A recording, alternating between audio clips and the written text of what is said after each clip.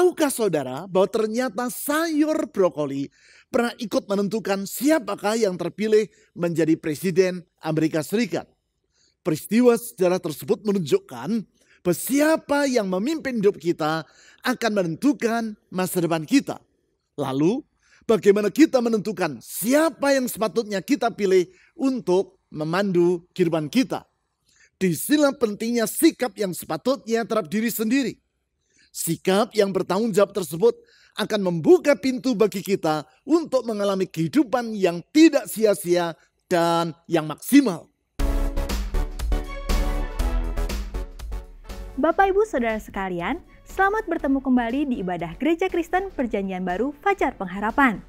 Kita akan menyampaikan ucapan syukur untuk semua kebaikan Tuhan di sepanjang tahun 2023 dan memohonkan harapan-harapan kita untuk tahun 2024. Ucapan syukur dan permohonan doa tersebut dapat Anda tuliskan dan kirimkan ke nomor WhatsApp yang tertera di layar Anda. Mari bangkitkan dan perteguh iman Anda dengan mengikuti pertemuan doa Oasis yang diadakan setiap hari Rabu pukul 10 pagi secara onsite di Jalan Pasir Koja 58 dan juga pertemuan doa kontemplatif setiap hari Kamis melalui kanal YouTube Doa Fajar Pengharapan yang dapat Anda ikuti di sepanjang hari. Informasi dan pengumuman penting lainnya dapat Anda lihat dan ikuti di bagian menjelang akhir ibadah ini. Selamat beribadah!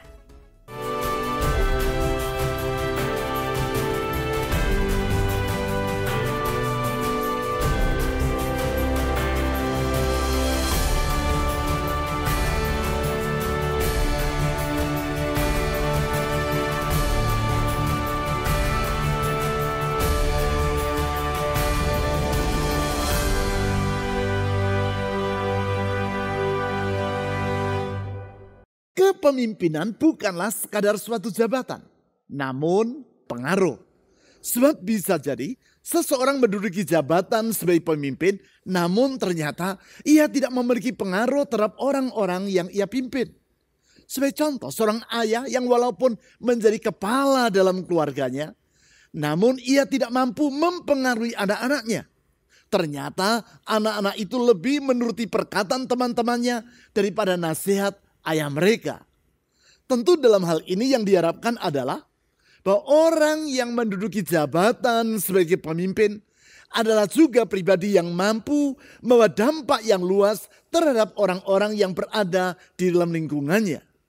Hal itulah yang terlihat pada diri Presiden George H.W. Bush, Presiden Amerika Serikat yang ke-41. Suatu ketika di dalam sebuah konferensi pers, ayah dari Presiden George W. Bush, yaitu Presiden Amerika Serikat yang ke-43 ini, berkata bahwa ia tidak menyukai brokoli, sayuran yang berwarna hijau dan yang dikenal sebagai makanan yang sehat itu. Tentang hal tersebut ia memberi alasan dengan berkata, "I do not like broccoli, and I haven't liked it since I was a little kid. And my mother made me eat it. Now I'm president of the United States. And I'm not gonna eat anymore broccoli." Saya tidak menyukai brokoli. Dan sejak saya masih bocah, saya sudah tidak menyukainya. Dan ibuku mengharuskan saya untuk memakannya. Sekarang saya adalah Presiden Amerika Serikat. Dan saya tidak akan lagi makan brokoli.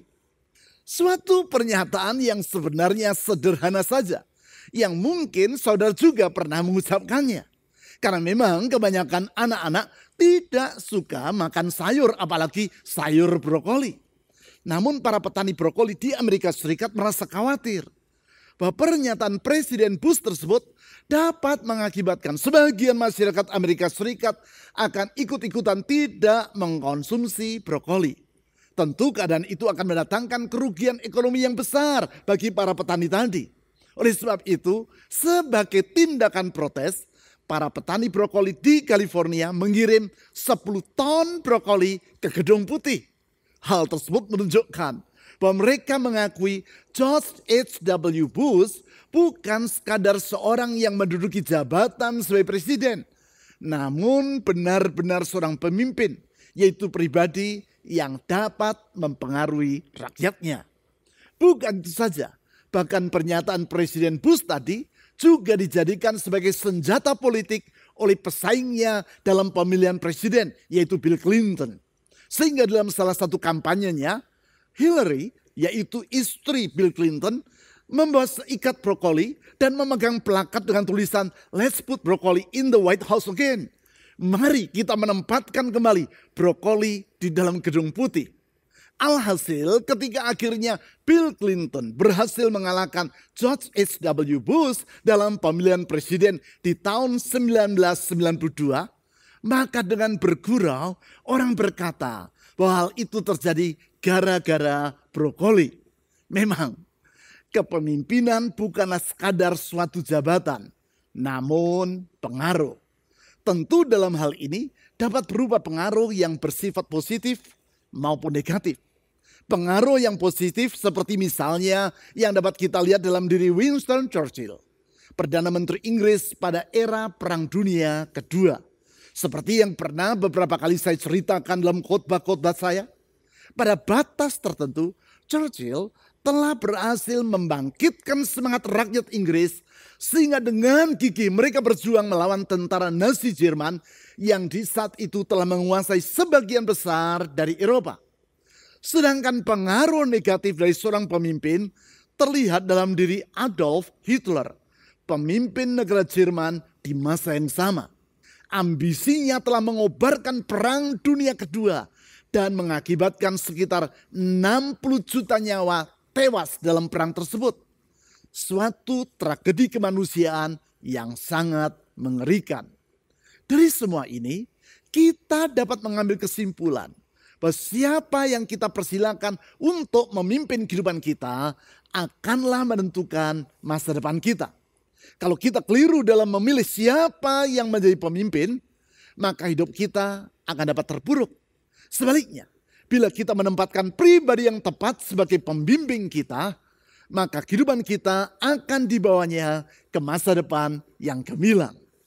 Pentingnya siapa yang menjadi pemimpin kehidupan ini dinasihatkan Tuhan melalui surat yang ditulis oleh Rasul Paulus kepada jemaat di Efesus, yaitu Efesus pasal 5 ayat 18. Di dalam firman Tuhan tersebut dikemukakan tentang siapakah yang seharusnya kita pilih untuk memimpin kehidupan kita dan apakah dampaknya terhadap diri kita. Guna memahami konteks dari ayat tersebut, mari kita baca terlebih dulu ayat 15 dan 16 dan baru kemudian kita lanjutkan dengan ayat 18. Efesus pasal 5 ayat 15 sampai 16 dan ayat 18. Karena itu, perhatikanlah dengan saksama bagaimana kamu hidup. Janganlah seperti orang bebal, tetapi seperti orang bijak. Dan pergunakanlah waktu yang ada, karena hari-hari ini adalah jahat. Ayat 18. Janganlah mabuk oleh anggur, karena anggur menimbulkan hawa nafsu. Tetapi hendaklah kamu penuh dengan roh.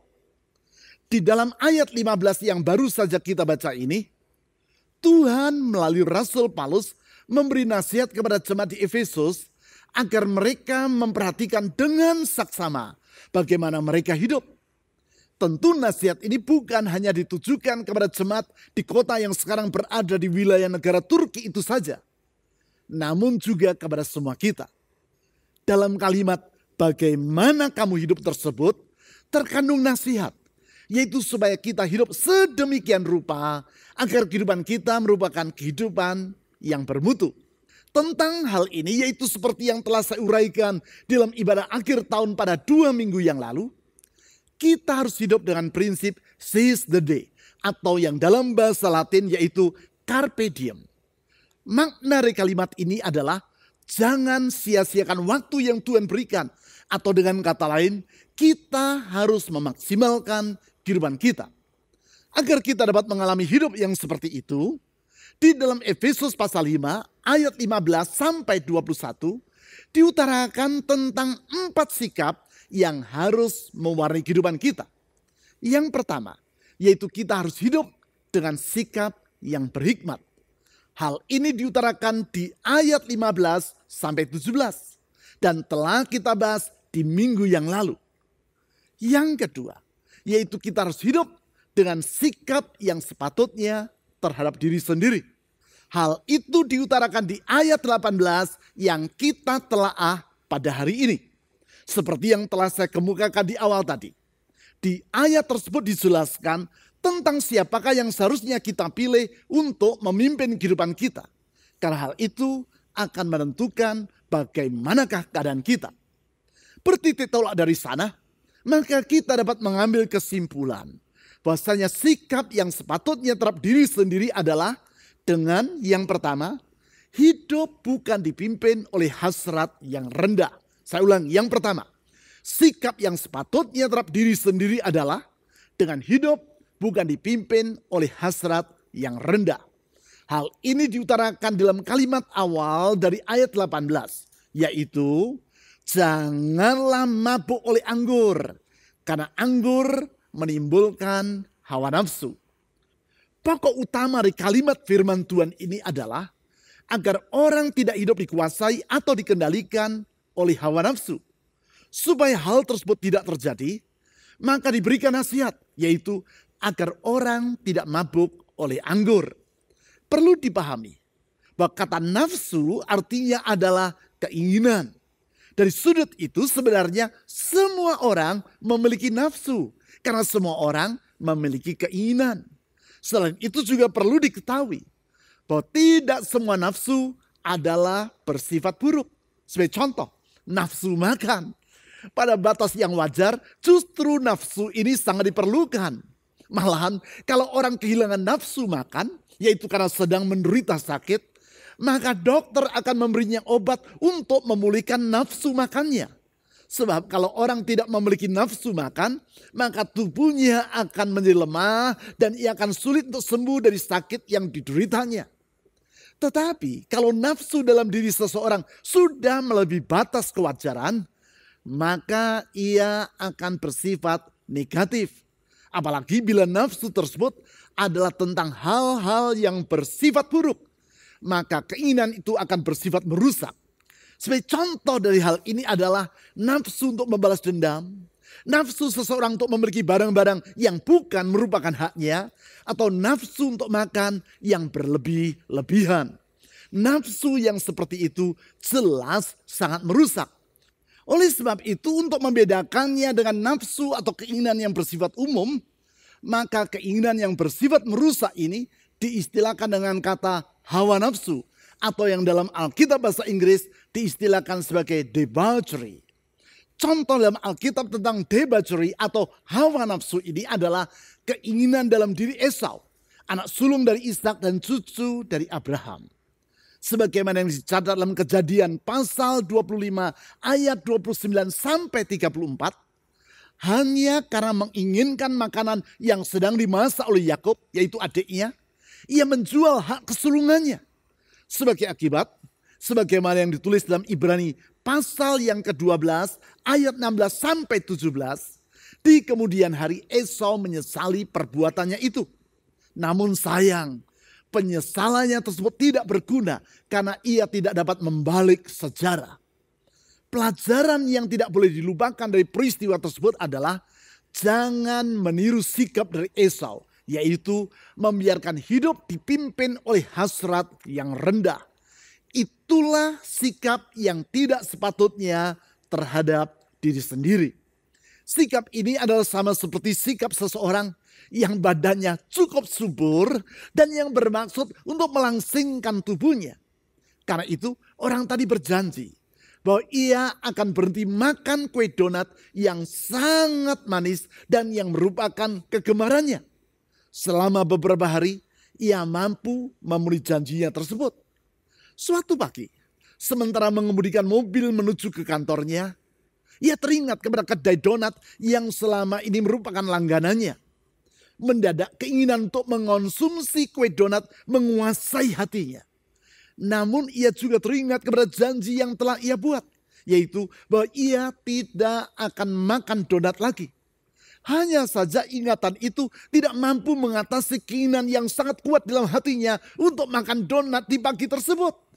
Oleh sebab itu ia berdoa, Tuhan, kalau Engkau menghendaki agar pagi ini aku makan donat seperti di waktu yang lampau, berikanlah kepadaku satu tanda. Kalau aku mendapati bahwa persis di depan kedai donat langgananku tersedia tempat parkir bagi mobilku, maka hal itu merupakan pertanda bahwa Engkau menghendaki agar aku makan donat lagi. Memang sesudah 9 kali berputar melewati kedai donat langganannya tersebut, akhirnya ia memperoleh tempat parkir persis di depan kedai itu. Itulah hidup yang dipimpin oleh hasrat yang rendah dan yang merupakan cerminan dari sikap yang tidak sepatutnya terhadap diri sendiri. Tentu sikap tersebut merugikan kehidupan dari orang itu. Selanjutnya, yang kedua, sikap yang sepatutnya terhadap diri sendiri adalah dengan hidup dipimpin oleh Roh Kudus. Saya ulang, yang kedua, sikap yang sepatutnya terhadap diri sendiri adalah dengan hidup dipimpin oleh Roh Kudus. Prinsip ini sangat penting, sebab sebagaimana yang telah saya utarakan di awal dari uraian firman Tuhan ini, kepemimpinan bukanlah sekadar suatu jabatan, namun pengaruh. Sehingga siapa yang memimpin hidup kita akanlah sangat menentukan keadaan diri kita. Hal tersebut terbukti dari apa yang telah kita bahas tadi, yaitu apabila hasrat yang rendah yang memimpin hidup seseorang, maka masa depan orang tersebut akan mengalami keruntuhan. Kehidupan Esau telah menjadi contoh dari hal itu. Tetapi apabila Roh Kudus yang adalah Roh Allah yang memimpin hidup kita, maka ia selalu membawa kita kepada hidup dengan segala kepenuhannya, atau life in all its fullness, kata Tuhan Yesus dalam Yohanes pasal 10 ayat 10. Itulah kehidupan yang benar-benar hidup, seperti yang saya utarakan dalam ibadah akhir tahun pada 2 minggu yang lalu. Besarnya dampak dari siapa yang memimpin kehidupan tersebut diutarakan oleh John Maxwell, rohaniwan, pembicara yang sangat terkenal, serta seorang penulis buku-buku tentang kepemimpinan yang sangat laris. Dalam bukunya yang berjudul The 360 Degree Leader, ia menulis sebagai berikut. Everything rises and falls on leadership. Segala sesuatu naik dan turun atau bangkit dan jatuh tergantung pada kepemimpinan. Artinya, siapa yang memimpin akan menentukan keadaan dari apa yang ia pimpin. Baik keadaan rumah tangga, perusahaan, negara, lembaga pelayanan, bahkan hidup yang bersangkutan sendiri. Oleh karena itu, sebaliknya dari membiarkan hidup dipimpin oleh hasrat yang rendah atau hawa nafsu, maka dalam kalimat yang kedua dari Efesus pasal 5 ayat 18 dinasihatkan. Tetapi hendaklah kamu penuh dengan roh. Dalam bahasa Yunani, kata penuh di dalam kalimat ini adalah dalam bentuk kata kerja present imperative. Sehingga bila diterjemahkan secara literal atau harafiah, kalimat itu adalah tetapi kamu harus terus-menerus dipenuhi dengan roh. Dengan demikian, maka perintah agar kita senantiasa hidup dipenuhi dengan Roh Kudus ini mengandung pemahaman, yaitu bahwa kita harus selalu berserah dan bergantung kepada Roh Kudus. Memang, sikap berserah dan bergantung kepada Roh Kudus adalah penting. Sebab salah satu peranan dari Roh Kudus dalam kehidupan orang percaya adalah memimpin yang bersangkutan ke dalam seluruh kebenaran. Hal tersebut disampaikan oleh Tuhan Yesus kepada para muridnya dan dicatat dalam Yohanes pasal 16 ayat 13. Berarti apabila Roh Kudus yang memenuhi dan memimpin hidup kita, maka ia akan membawa kita kepada kehidupan yang tidak akan pernah kita sesali. Karena tuntunannya senantiasa dapat diandalkan. Hal ini mengingatkan saya kepada apa yang terjadi beberapa waktu yang lalu atas sebuah bus jurusan Ponorogo Jakarta di tengah hutan Wonogiri Jawa Tengah.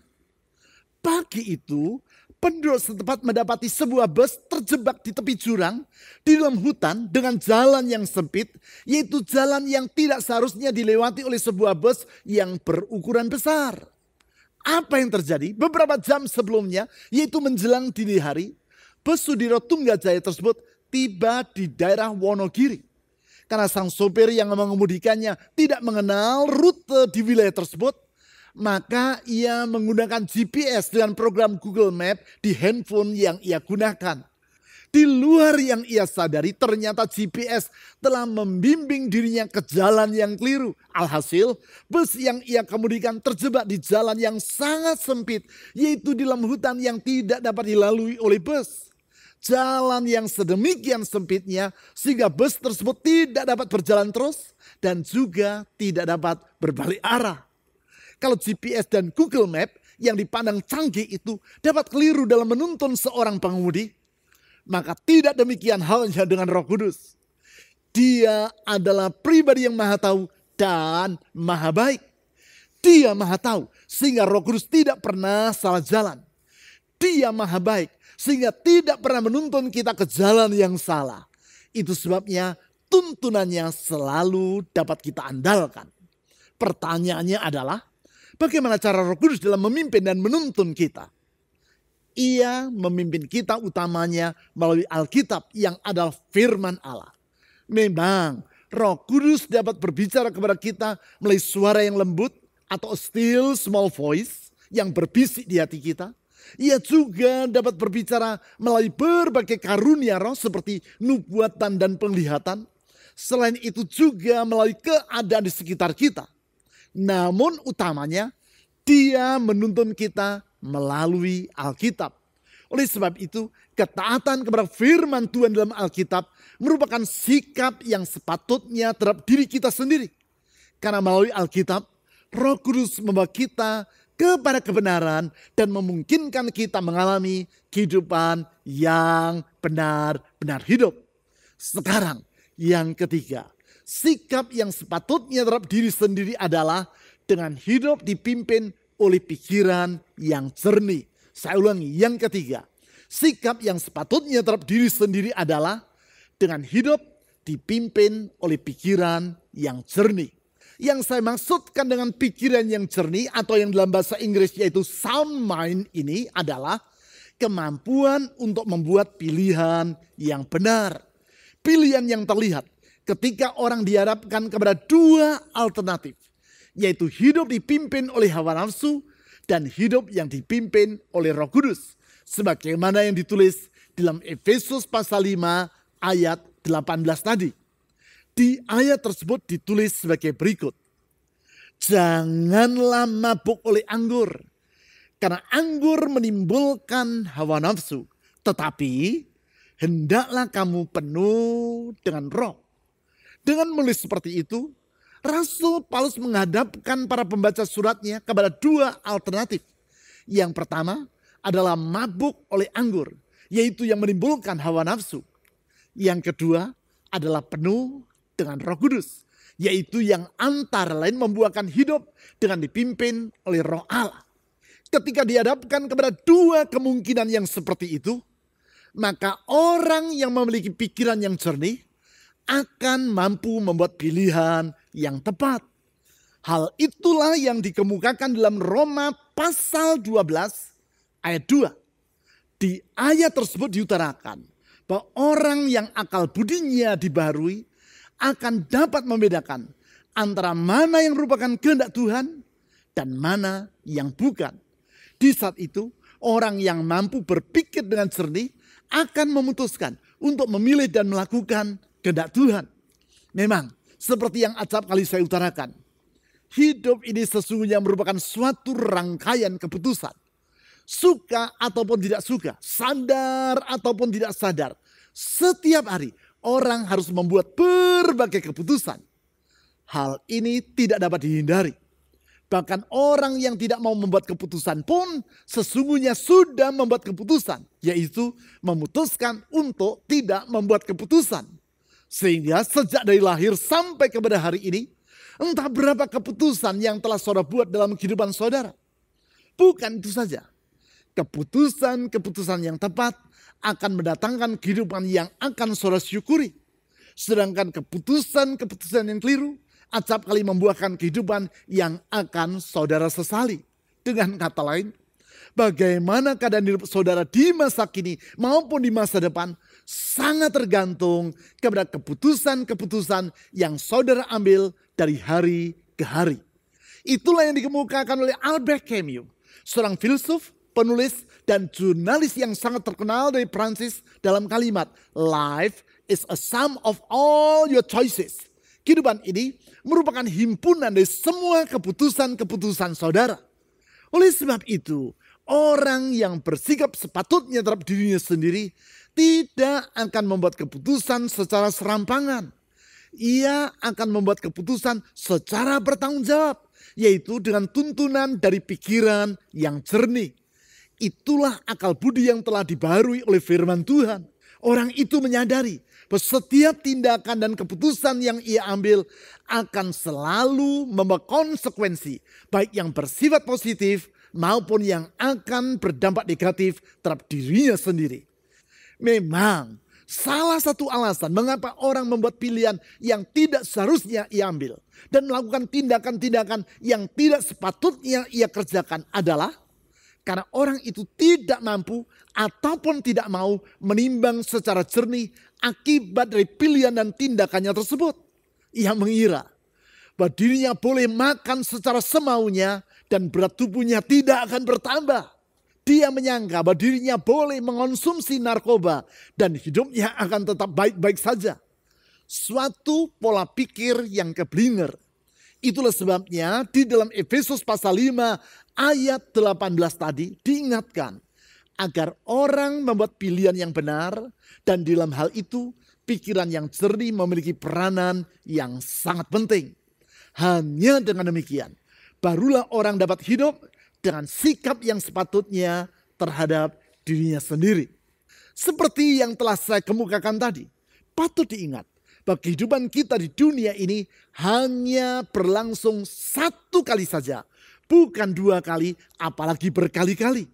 Oleh sebab itu, seyogyanya kehidupan yang hanya satu kali ini kita isi sedemikian rupa sehingga bukan merupakan kehidupan yang sia-sia. Itulah hidup dengan prinsip seize the day atau maksimalkan hidup Anda. Untuk itu, salah satu sikap yang perlu mewarnai kehidupan kita adalah sikap yang sepatutnya terhadap diri sendiri.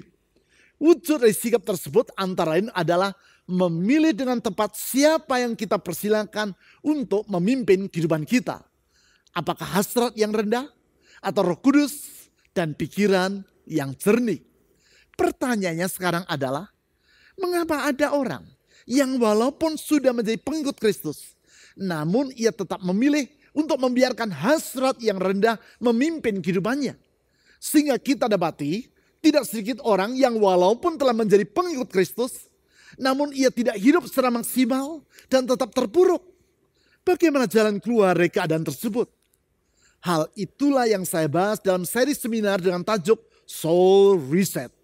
Seri seminar dalam 4 kali pertemuan tersebut sudah dimulai pada pekan yang lalu dan masih akan berlangsung pada pekan ini, yaitu pada hari Selasa dan Jumat petang yang akan datang. Seminar tersebut dilaksanakan secara live streaming, yaitu melalui YouTube Live. Live streaming artinya disiarkan secara live atau langsung. Sehingga bila saudara ingin mengikuti seminar tersebut, inilah yang harus saudara lakukan, yaitu mengakses channel YouTube Live yang alamatnya tertera di bawah ini pada saat seminar diselenggarakan, bukan sesudahnya atau pada hari-hari selanjutnya. Sebelum seminar diselenggarakan, terlebih dulu akan dibagikan makalah untuk sesi itu. Supaya dengan demikian, saudara dapat mengikuti seminar dengan lebih baik. Apabila saudara memerlukan makalah atau handout tersebut, hubungilah nomor telepon di bawah ini melalui WhatsApp dengan pesan, saya memerlukan makalah seminar. Selanjutnya staf gereja akan mengirimkan makalah atau handout tersebut ke nomor telepon yang saudara gunakan. Mari kita isi kehidupan kita di tahun ini bukan dalam kesia-siaan, namun secara maksimal. Seize the day. Kita bersyukur bahwa Tuhan Yesus di dalam kasih, kuasa, hikmat, dan kesetiaannya bersedia menolong kita untuk mengalami hal tersebut. Melalui Roh Kudus yang tinggal dan memenuhi hidup kita, serta melalui firman Allah yaitu Alkitab, Ia membimbing kita.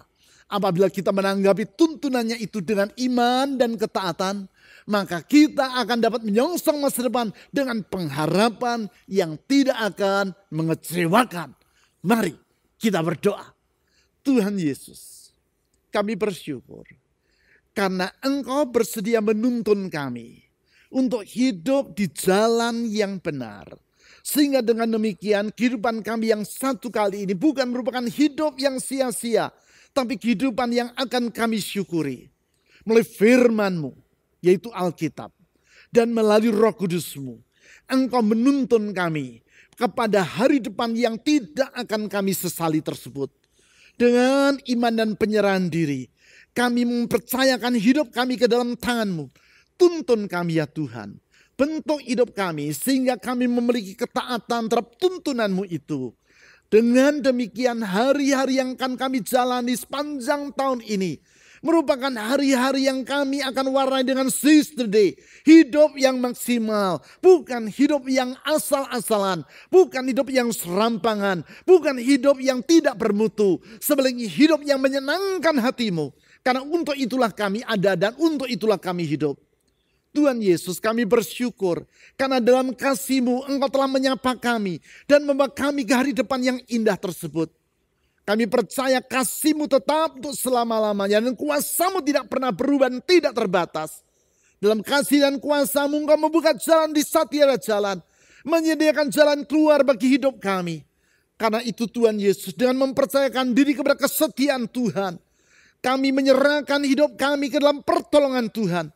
Saya berdoa Tuhan Yesus, ulurkan tangan-Mu yang penuh dengan kasih dan kuasa, yang membuka jalan dan menyediakan mujizat itu bagi kehidupan anak-anak-Mu. Mujizat pemulihan dalam rumah tangga, mujizat pemulihan dalam pekerjaan, dalam kesehatan, dalam masa depan. Karena sesungguhnya rencana Tuhan tidak akan pernah gagal. Kepadamu dan di dalam nama-Mu ya Tuhan Yesus, kami telah berdoa. Amin. Di satu tak berdaya, kuasa-Mu yang sempurna. Ketika ku percaya, mujizat itu nyata. Bukan karena kekuatan, namun Roh-Mu ya Tuhan. Ketika ku berdoa, mujizat itu nyata.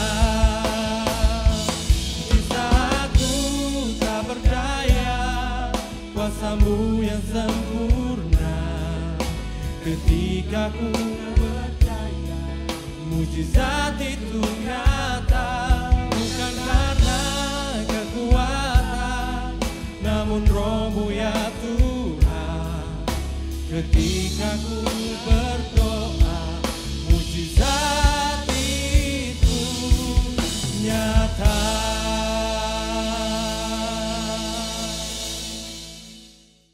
Berikut adalah beberapa informasi dan kegiatan gereja kita yang dapat Anda ikuti.